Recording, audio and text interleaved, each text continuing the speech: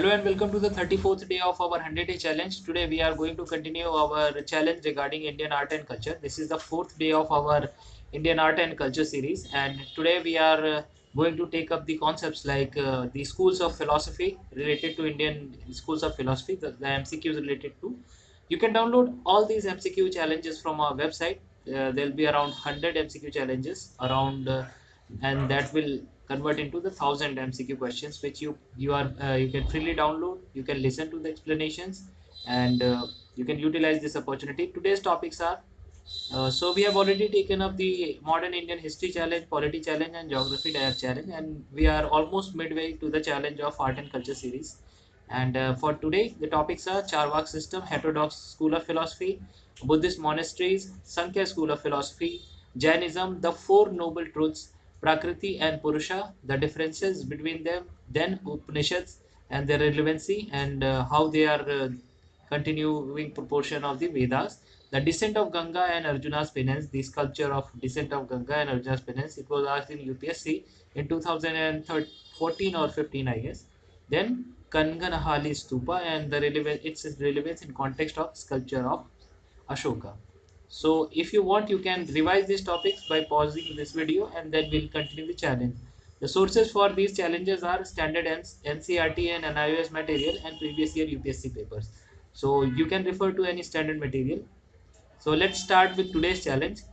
First MCQ is, which of the following systems highlight the plurality of Purusha lauded by the Sankhya school of philosophy? So they are, though these statements should highlight the plurality. So let's read these statements first. Many deaths and many births. That self is singular and is only one in every person. Difference in sattva and tamas in different people. So whatever is highlighting the plural character is going to highlight the plurality of Purusa as lauded by the Sankhya. So Sankhya school of philosophy deals with the differentiation of Purusa and Prakriti. So Prakriti is one according to the Sankhya school, and it is constant, not changing, while Purusha is manifold and it has different plurality, different people, different diversity. So the plurality, the concepts which are reflecting the plurality, like many deaths and many births. If had there been a single Purusa, the deaths and births would have been single only. So first option is correct. Self is singular and is only one in every person. This is wrong. It does not reflect the plurality of Purusa. The difference in Sattva and Tamas in different people. This is correct because different people have different combination of Sattvas and Tamas. So option first and third are correct, while second is not correct. So answer would be C, 1 and 3 only. Let's read more about the Sankhya school. Sankhya gives the following three arguments for proving the plurality of Purusas.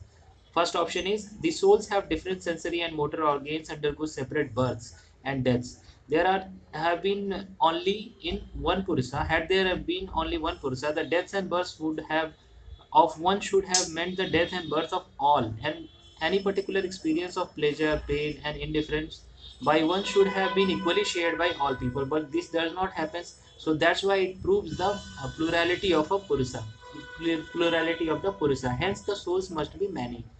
If the self were one, the bondage of the should have been the soul have been the bond of one have been the bondage of all. The liberation of one should have meant the liberation of all. But this does not happen. Some people are happy, some people are in bondage, and some people are free. That means that Purusha is plural.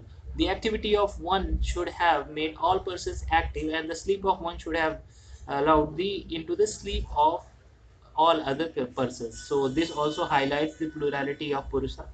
Though the emancipated souls are all like and different, differ only in numbers, as they are all beyond the three gunas. So yet the born souls relatively differ in the quality also, since in some sattva predominates while others rajas and tamas. So hence there are different combinations of sattva and rajas and tamas. So this means that the souls are plural while the Prakriti is one. So we'll take up the another concepts regarding the Sankhya school in our different MCQ.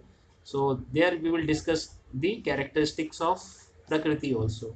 Let's move on to second question. Consider the following statements about the heterodox school of philosophy. So heterodox schools were those which did not believe in the existence of Vedas and did not succumb to the authority of Vedas. Let's read the options first.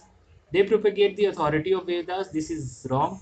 And the heterodox, prominent heterodox school of philosophy, as we know, they were the Buddhists and Jainas. They opposed the philosophy of Jainas and Buddhists. No, there were around 63 heterodox sects in the Mahajanapadas. So the range of heterodox sects that started this heterodox school of philosophy, and it included the major heterodox sects like Buddhism and Jainism.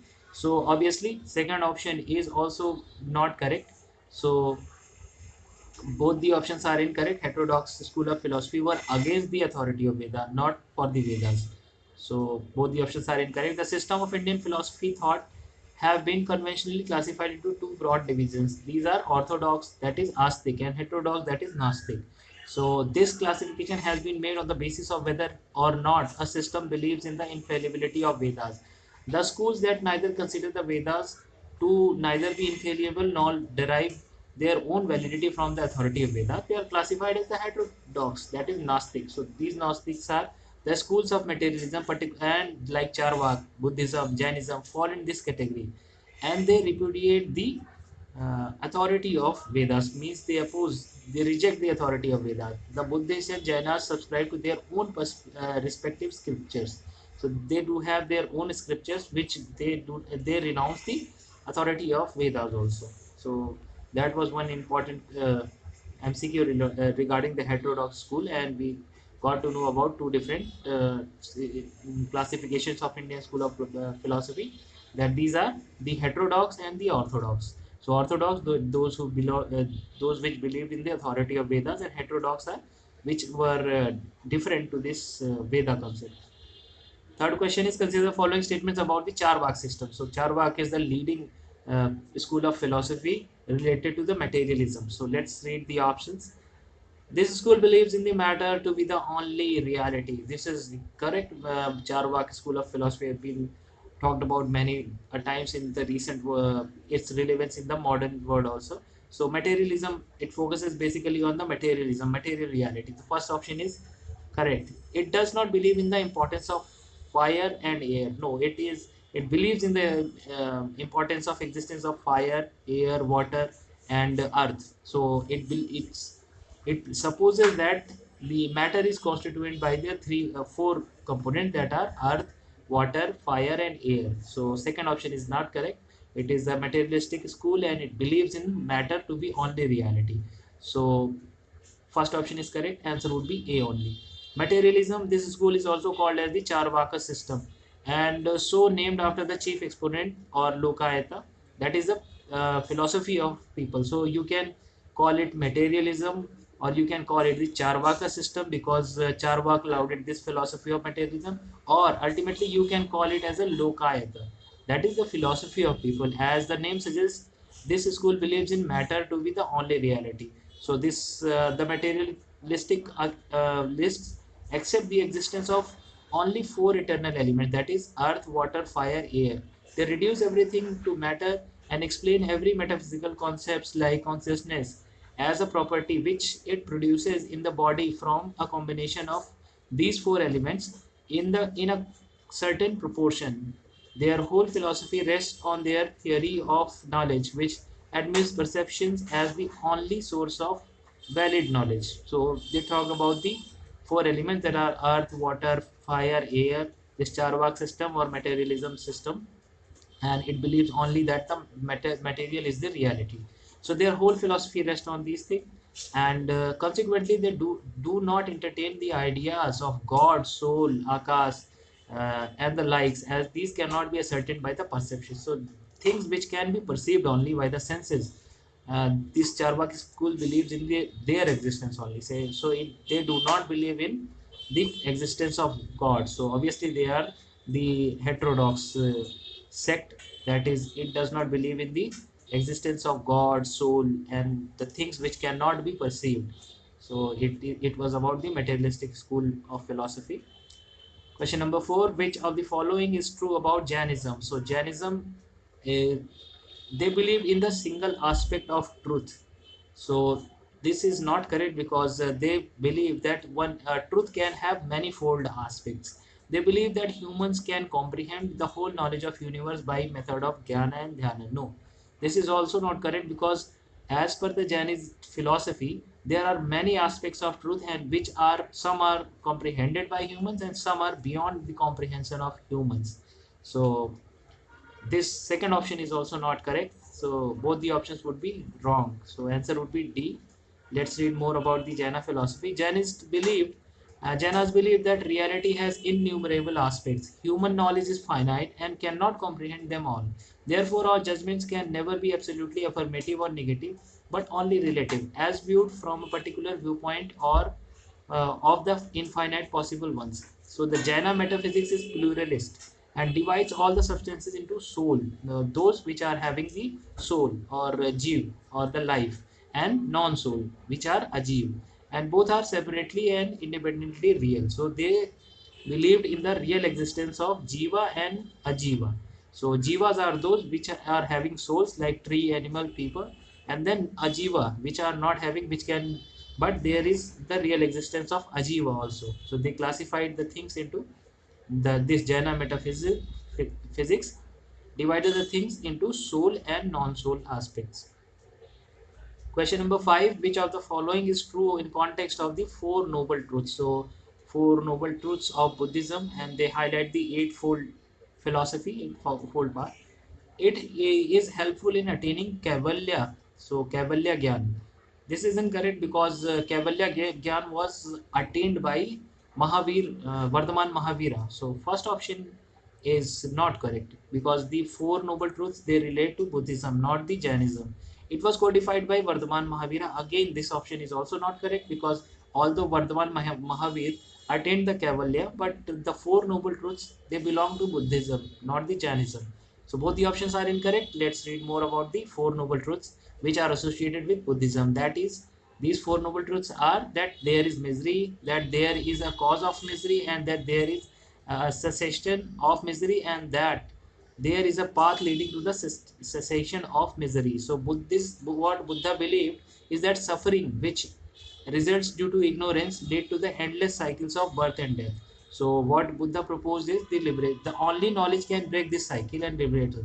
So knowledge is the only form by which we can break this cycle of suffering and misery, of birth and continuous birth and death, and the only knowledge can break this. So the theory contained in the Four Noble Truths is called the Eightfold Noble Path, and prescribes the following 8 steps which lead to the enlightenment. So these steps, Buddha believes in the perception and inference as the means of valid knowledge. So he believes that what we perceive and what we are going to infer from the situations, they are only the valid means of knowledge.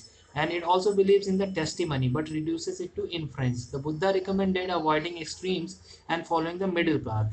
So Eightfold Noble Path is, this talks about this, the things, aspects in this, and which leads to the knowledge, enlightenment, and consequently nirvana. So the aim of attaining knowledge should be nirvana and getting liberated from this cycle of suffering of birth and death. So it was an important MCQ highlighting the concept of Buddhism and the philosophy behind the Four Noble Truths and the Eightfold Path for the liberation. So Four Noble Truths highlight how there is a misery, and there is a possibility of misery, and there is a path leading to this cessation of misery. And then Eightfold Path is the path by following which we can be liberated. So this is all India full mark test prelims test series 2018. We are going to conduct 5 full mark tests related to the general studies paper 1, and this is absolutely free, both in online and classroom mode. There would be around 200 seats at our Delhi center, which will be informed just before the prelims examination. So the seats will be filled on first come first serve basis. So it is better if you can contact us on our email ID or the phone numbers given in our website. So you should utilize this opportunity, because it is absolutely free. We are conducting 5 full mock tests exactly based on the UPSC pattern. So let's move on to question number 6. The school that believes in the existence of two mutually independent ultimate realities, that is Prakriti and Purusa. We have taken up the first MCQ related to the existence of qualities of Purusa, the plural qualities of Purusa, and it was related to Sankhya school.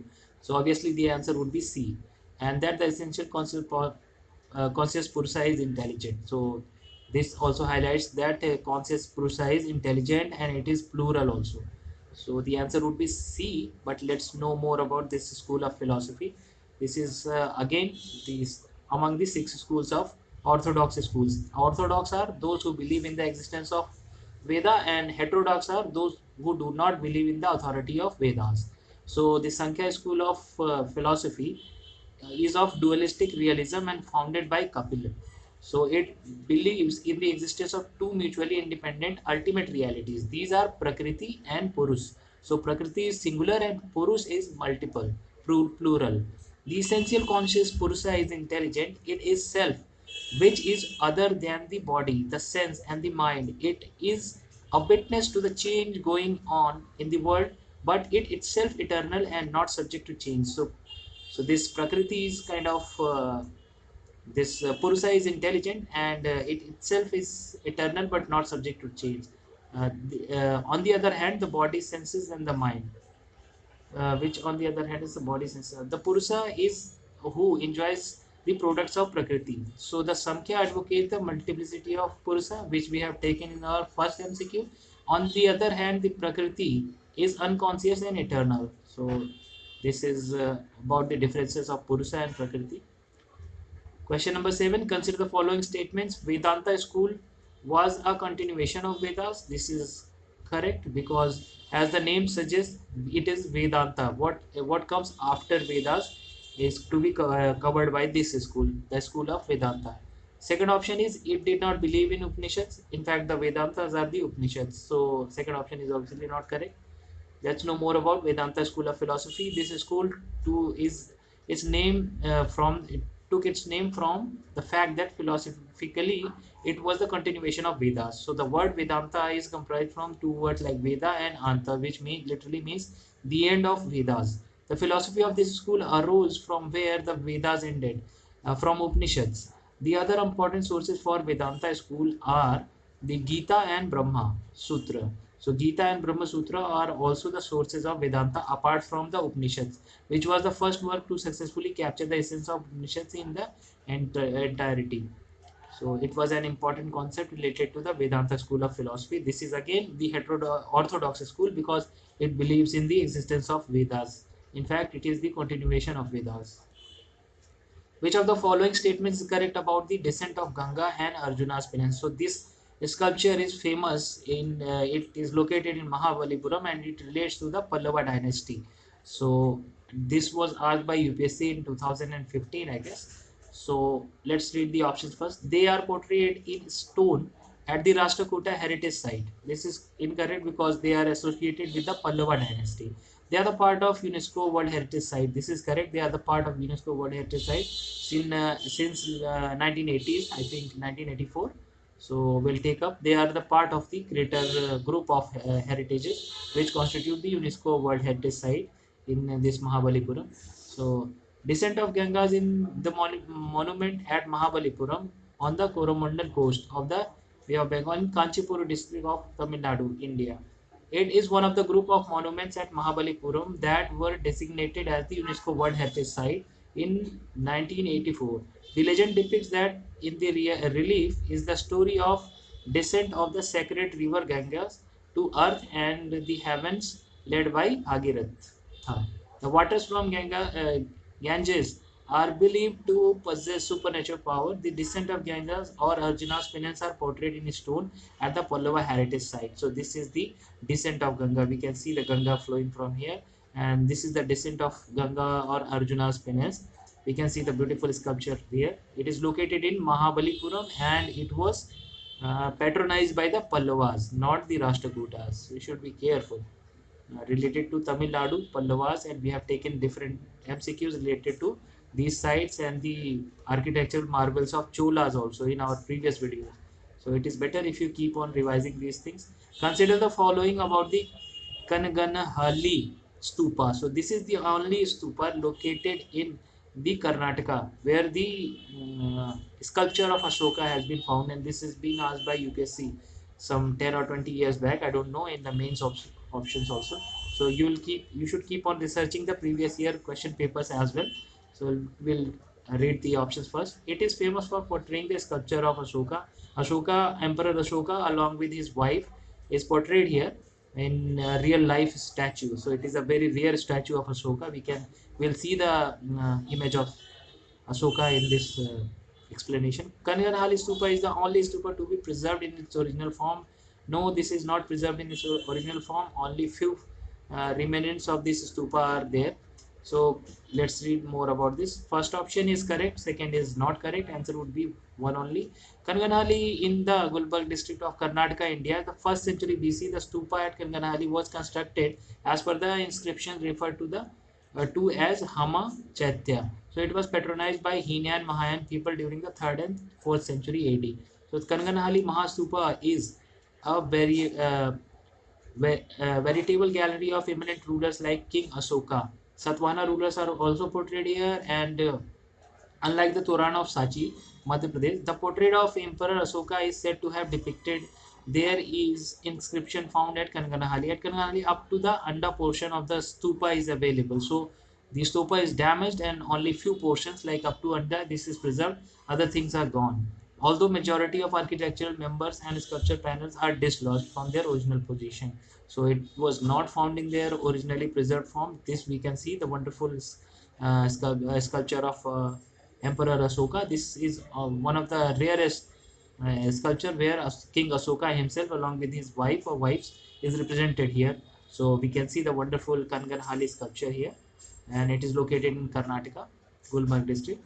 So last question is, consider the following about the Buddhist monasteries. So Alchi temple complex is located in Leh Ladakh. This is correct, and this there was an MCQ in UPSC regarding the location of these Buddhist monasteries. So you should be aware about the basics. Second one is wrong because Tabu Monastery is not located in the Khasi Hills of Meghalaya, but in Spiti Valley in the state of Himachal Pradesh. So we have taken up one MCQ of geography in which there was establishment of Himansh Glacier Center for observing the climatic phenomena related to glacier, and that is established by Government of India in the Spiti Valley of Himachal Pradesh. So again, this Tabu Monastery is also located in the wonderful Spiti Valley of Himachal Pradesh. So second option is wrong, while first option is correct. Tabu Monastery is located in the Tabu village of Spiti Valley, Himachal Pradesh, northern India, not in the Khasi Hills of Meghalaya. Founded in 1996 in Tibetan Year of Fire Act. So this Tabu Monastery is also referred to as Ajanta of Himalayas, in the complex that holds 9 temples.